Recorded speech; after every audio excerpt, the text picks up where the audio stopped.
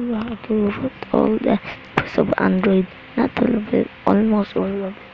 So the start one is go to the browser, and now type Framaroot APK, just type it, and go to the Framaroot and the first one. And you go over here, right?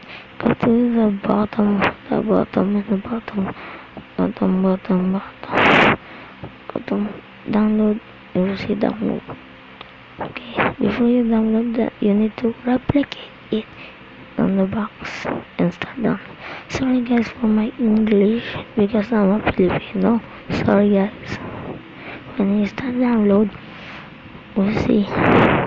And start download complete. Now install it. When you're done installing it, don't change the install so if you click warmer is not unsuccessfully, it failed. You see, if you click warmer and if you click bara here and it failed, sorry, it failed, it means it won't work. It's not compatible to you. If it one of this for you, it means incompatible to you.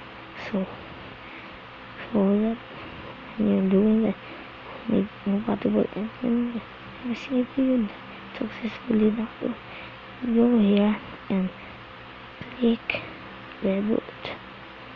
Just do it, and when you click reboot, we'll go on the second right. Download the root checker basic. Root checker basic is with download in the Play Store. Root checker basic. When you download it, you will see verify root. Click the verify root. Congratulations, this device has root access. It means you have a root. That's good. And congrats, you have a root now. And the best thing is download the freedom and have everything. That is all. And that is what I'm saying. So I hope this helped from you. So do this. I hope it helped. I hope it helped for you guys too.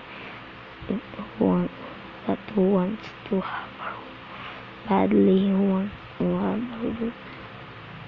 I hope it's helped for you guys. So bye bye. See you later.